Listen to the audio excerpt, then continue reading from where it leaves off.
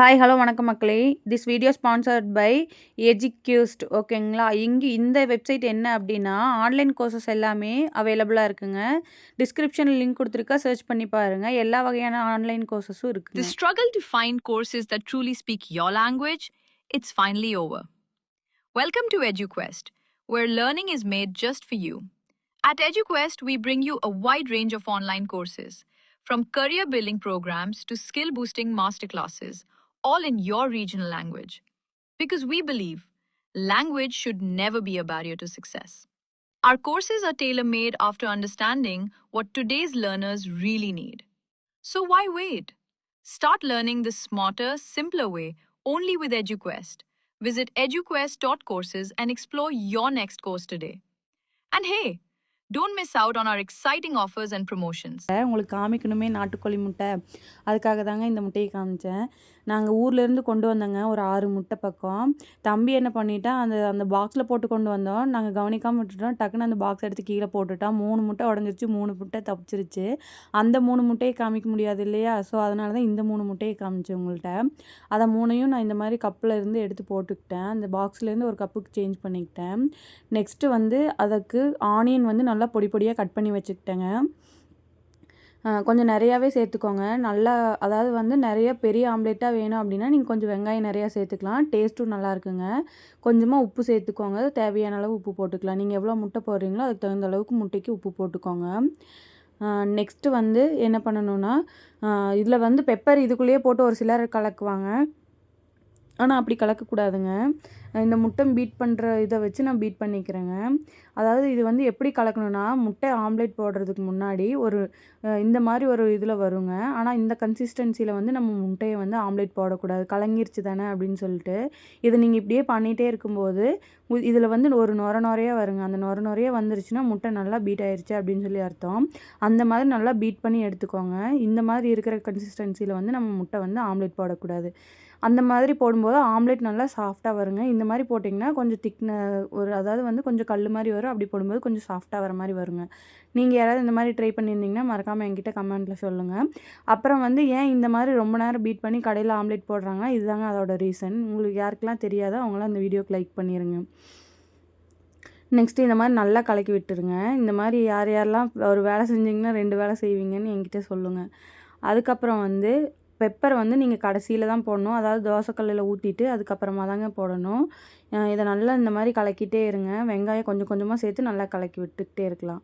உப்பும் நல்லா கலங்கிரும், வெங்காயமும் நல்லா முட்டையோடு சேர்ந்து நல்லா கலங்கிருங்க. இந்த மாதிரி நல்லா கலக்கிட்டே இருங்க. அதுக்கப்புறமா கடைசியில் ஒரு தோசைக்கல் வச்சுக்கோங்க. தோசைக்கல் வச்சு நல்லா ஹீட் ஆனதுக்கப்புறமா தான் நீங்கள் அடுத்த இதை போடணும். இங்கே பாருங்கள், நான் எப்படி பீட் பண்ணி எடுத்துருக்கேன்னு. இந்த மாதிரி நல்லா நொரையா வரணுங்க. நொரையா வந்ததுக்கப்புறமா தான் நீங்கள் வந்து இந்த முட்டையே ஆம்லேட்டாக போட ஆரம்பிக்கணும். இந்த மாதிரி கொஞ்சம் கொஞ்சமாக சேர்த்து நல்லா இது பண்ணிக்கோங்க. கலக்கிட்டே இருக்கணும். கலக்கி போடும்போதும் அதே மாதிரி தாங்க. நல்லா இது பண்ணி போடும்போது ஆம்லேட் வந்து நல்லா சாஃப்டாக வருங்க. ஆஃப் பாயில் போடுறதா இருந்தால் நீங்கள் அப்படியே போட்டுக்கலாம். அது ஒன்றும் பிரச்சனை இல்லை. அந்த ஆம்லேட்டும் அந்த இதுவும் போடும்போது, கலக்கிலாம் போடும்போது நல்லா கலக்கி விட்டு போட்டிங்கன்னா நல்லா வருங்க. இந்த மாதிரி நிறைய வெங்காயம் போடுங்க. அப்புறம் வந்து முட்டை நிறையா வர மாதிரி வந்துடும். கம்மியாக வந்துச்சுன்னா, முட்டை வந்து நீங்கள் கம்மியாக சேர்த்துறீங்க, நிறைய வெங்காயம் வேணும்னா இந்த மாதிரி நல்லா கலக்கிட்டே இருந்தீங்கன்னா முட்டை நொரையா இப்போ சோப்பு தண்ணியெலாம் எப்படி நீங்கள் நல்லா இது பண்ணிகிட்டே இருக்கும்போது நொரையா வந்துருச்சுன்னா கொஞ்சம் தண்ணி நிறையா இருக்க மாதிரி இருக்கும். அந்த மாதிரி வந்து முட்டை கலக்கிட்டே இருக்கும்போது கொஞ்சம் அதிகமான மாதிரி நொரையா வந்துடும். வெங்காயமும் நிறைய கவர் ஆகிக்குங்க. இதுதாங்க இதோட ட்ரிக்கு. நாங்கள் இப்படி தான் போடுவோம். பாருங்கள் எவ்வளோ வெங்காயம் போட்டிருக்கேன், ஆனால் கடைசியில் அது எவ்வளோ வருதுன்னு மட்டும். ஆம்லேட் நான் அதிகமாக முட்டை சேர்த்திட்டேன்னு நினைக்காதீங்க. நான் போட்டது வந்து அந்த 3 முட்டை மட்டும்தான். தோசைக்கல் நல்லா ஹீட் ஆகிக்கட்டும். நல்லா பீட் பண்ணி எடுத்ததை வந்து தோசைக்கல்லில் சேர்த்துக்கலாம். எல்லாமே கரெக்டாக தாங்க இருந்தது. கடைசியில் பாருங்கள் என்ன ஆகுதுன்னு மட்டும். இதை வந்து நீங்கள் நல்லா ஸ்ப்ரெட் பண்ணி விட்டுக்கோங்க. அப்போ தான் முட்டை வந்து நல்லா வேகும். நான் எப்படி பண்ணுறேன்னு பார்த்துக்கோங்க. இந்த மாதிரி நல்லா ஸ்ப்ரெட் பண்ணி விட்டுட்டு லைட்டாக வெந்ததுக்கப்புறமா தான் நீங்கள் பெப்பர் போடணும். ஒயிட் பெப்பர் வேணாலும் நீங்கள் யூஸ் பண்ணிக்கலாம். நான் வந்து பிளாக் பெப்பர் தான் யூஸ் பண்ணியிருக்கேன். கொஞ்சமாக ஆயில் சேர்த்துக்கோங்க. சுற்றியும் நீங்கள் தோசைக்கு விடுவீங்க இல்லையா, அந்த மாதிரி லைட்டாக ஆயில் ஊற்றிக்கோங்க. பெருசாக போனதுனால எனக்கு திருப்ப தெரியலங்க. பாருங்கள் என்ன காமெடி நடக்குதுன்ட்டு. இது நல்லா வெந்துரட்டும், அது வரைக்கும் வெயிட் பண்ணிக்கலாம். பெப்பர் வந்து இந்த மாதிரி நல்லா பவுடரா அரைச்சிக்கோங்க. நாங்கள் பெப்பர் வந்து கடையில் வாங்கிட்டு வந்துட்டு அதை வந்து அரைச்சிக்கிட்டோம். தூள்லாம் வாங்கலை நாங்கள். கொஞ்சம் காரமாக வேணும்னா கொஞ்சம் நிறையா சேர்த்துக்கோங்க. எங்கள் வீட்டில் கொஞ்சம் காரமாக தான் கேட்பாங்க ஆம்லெட். ஸோ அதனால் கொஞ்சம் நிறையாவே நான் இப்போ சேர்த்துக்கிட்டேன்.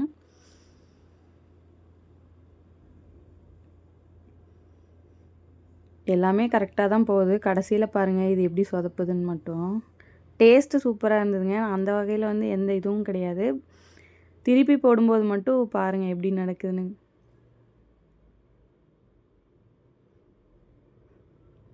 அதெல்லாம் நல்லா தான் வந்தது. எனக்கு தான் திருப்ப தெரில.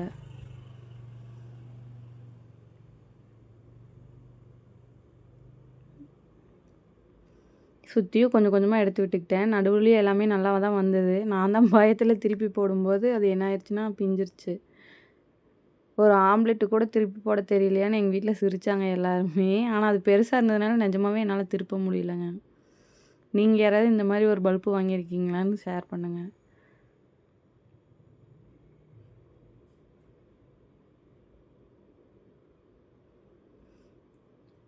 வேகலை போல் அப்படின்னு சொல்லிட்டு மறுபடியும் கொஞ்சம் ஹை ஃப்ளேமில் வச்சு நான் வேக வச்சேன். ஆனால் முட்டையை வந்து லோ ஃப்ளேமில் தான் வச்சு வேக வைக்கணும். இல்லைனா அடியில் வந்து கறி, அதாவது வந்து ஒரு ப்ரௌன் கலர் மாதிரி வந்துடும். அது டேஸ்ட் வந்து முட்டையோட டேஸ்ட்டை வந்து மாற்றி கொடுத்துரும்.